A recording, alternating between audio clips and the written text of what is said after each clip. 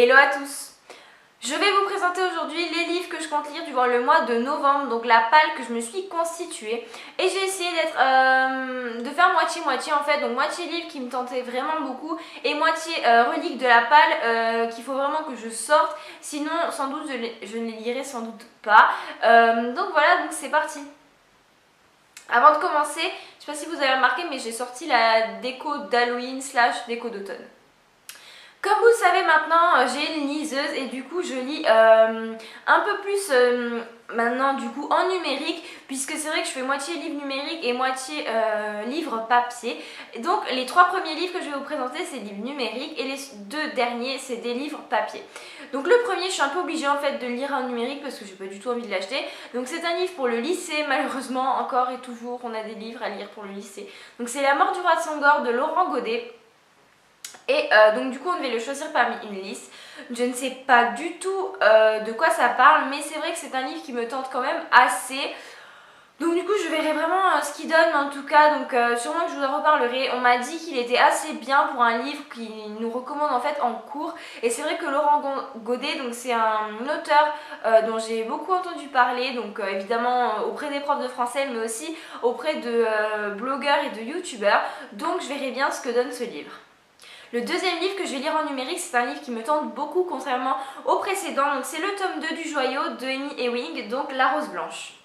Au niveau de l'histoire, donc on va suivre Violette, donc qui va entrer au sein du Joyau pour être une mère porteuse, si c'est bien mes souvenirs.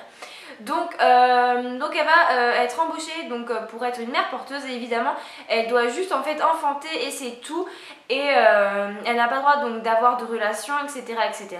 Et malheureusement, un jour elle va avoir une relation et puis on va quitter Violette donc justement sur ça à la fin donc, du tome 1. Et donc dans le tome 1 évidemment elle va découvrir que tout ce qui paraît être une élite, donc être sélectionnée, etc., n'est pas forcément ce qu'on croit. Et donc justement dans le tome 2 elle va s'enfuir donc avec le jeune homme qu'elle a rencontré qui s'appelle Ash et avec sa meilleure amie qui s'appelle Raven. Et du coup ils vont essayer de quitter le Joyau, mais ils vont vite voir que c'est pas une partie de plaisir. J'avais juste tellement adoré le tome 1 que dès que j'ai vu que le tome 2 est disponible en e-book, je me le suis direct pris parce que c'est vraiment une histoire donc, que j'adorais, que j'adore toujours, et l'écriture, le style d'écriture de l'auteur est vraiment très très bien. Donc j'espère que ce tome 2 sera aussi bien que le tome 1 et je crois en fait que c'est une trilogie pardon, et qu'il y a 3 tomes et du coup ce sera avec joie que je lirai aussi le 3e tome si celui-ci me plaît, pour avoir vraiment la fin de l'histoire et le fin mot de l'histoire de comment ça va se finir. Le 3e livre et dernier livre que je vais vous présenter en e-book donc sur ma liseuse, c'est vraiment un livre qui me fait tellement envie. Je pense que c'est le premier livre que je vais lire durant ce mois de novembre. Donc du coup il s'agit de Captive, les nuits de Scheherazade de René Adier. Bon, je sais pas trop comment ça se prononce, mais voilà. Donc en tout cas, apparemment c'est une revisite du conte de Scheherazade et voilà, ça a l'air juste génial en fait. Au niveau de l'histoire, donc on va suivre évidemment Scheherazade qui va de son propre gré épouser le calife Khalid, même si elle sait que le lendemain de ses fiançailles elle va être promise à la mort. Elle le fait tout simplement pour venger une de ses amies qui a été son épouse, pour la venger, etc. Et pour justement échapper petit à petit à cette mort qui lui est promise, donc elle va lui raconter des contes tous les jours, donc d'où l'histoire de Scheherazade et les mille et une nuits. Et tous les jours elle va frôler la mort, mais tous les jours elle va réussir à s'en sortir jusqu'au jour où elle ressent des sentiments amoureux donc pour le calife, et là tout va se compliquer, etc. Donc c'est un livre qui me tente tellement, c'est vraiment un livre qui me tente énormément. Les contes des mille et une nuits, c'est vraiment en fait des histoires qui ont bercé mon enfance et ça promet d'être bien. J'ai vraiment lu des avis et entendu des avis très positifs, donc je pense que je vais adorer. Comme je vous le disais au tout début de la vidéo, les 2 derniers livres, donc c'est des livres vraiment des reliques en fait, il faut vraiment que je sorte. Ça fait au moins 2-3 ans qu'ils sont là et il faut vraiment que je les sorte parce que sinon je ne les lirai sans doute jamais. Le premier livre, il s'agit du tome 1 de Alpha et Omega de Patricia Briggs, donc Le Cri du loup. édité chez Milady, collection Bitlit. Au niveau de l'histoire, on va suivre Anna, donc qui ignorait l'existence des loups-garous jusqu'à ce qu'elle fut transformée en une de ces créatures une nuit. Donc du coup, elle est au sein d'une meute, elle a appris à se méfier des mâles dominants, etc. Jusqu'au jour où, le fils du chef des loups-garous d'Amérique du Nord entre dans sa vie. Donc c'est un alpha, il s'appelle Charles Cornick.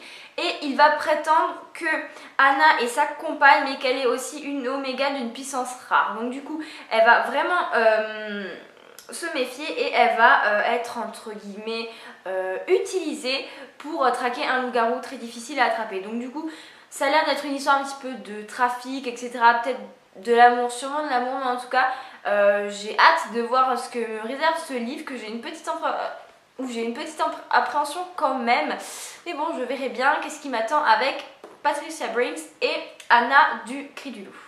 Le deuxième roman que je vais lire donc en version papier, il s'agit de Tatouage, le tome 1 de Anna Alonso et Javier Pellegrin, donc édité chez Hachette Blackmoon. Donc apparemment il y a plusieurs tomes à cette saga, si je dis pas de bêtises. Je sais pas en fait, je sais vraiment pas si c'est juste un seul livre ou s'il y a vraiment des tomes. Mais je crois qu'il y a plusieurs tomes, donc je verrai bien. Donc en tout cas, ce livre, je ne l'ai jamais lu, tout ça à cause de son résumé, qui m'a tenté au début, mais qui une fois que j'ai réfléchi, en fait, je me suis dit c'est totalement con d'avoir choisi ce livre. Bref, je vous le dis de suite, vous allez comprendre pourquoi. Donc au niveau de l'histoire, il s'agit de Alex qui est amoureux de Rana. Rana et son frère donc pratiquent des tatouages magiques qui relient les gens entre eux, qui font certaines choses.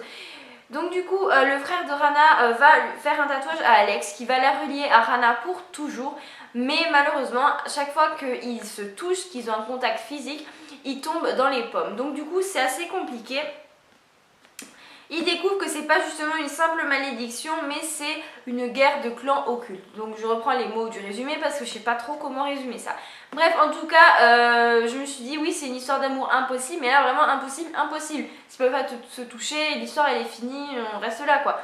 Enfin je sais pas, c'est un peu compliqué, enfin même je me suis dit comment le mec il a accepté de se relier à une fille qu'il pourra jamais toucher. Bref, il y a vraiment beaucoup trop de questions dans ma tête à propos de ce roman et c'est justement pour ça que je veux le lire. Parce que je me dis, j'espère avoir toutes les réponses, surtout si c'est un seul tome en fait, dans ce roman et je verrai bien en fait ce que les auteurs ont voulu nous faire passer comme message à travers ce livre. Donc je sais pas et je verrai bien. Voilà tout le monde, j'espère que cette vidéo vous aura plu. Il y a beaucoup plus de livres numériques ce mois-ci que de livres papier, mais j'espère que je vais arriver à équilibrer à peu près les deux catégories de lecture pour les prochains mois. J'espère que cette vidéo vous a vraiment plu, n'hésitez pas à me le dire dans les commentaires et aussi à me faire part de vos lectures passées ou futures. Et jusqu'à la prochaine vidéo, je vous dis bye!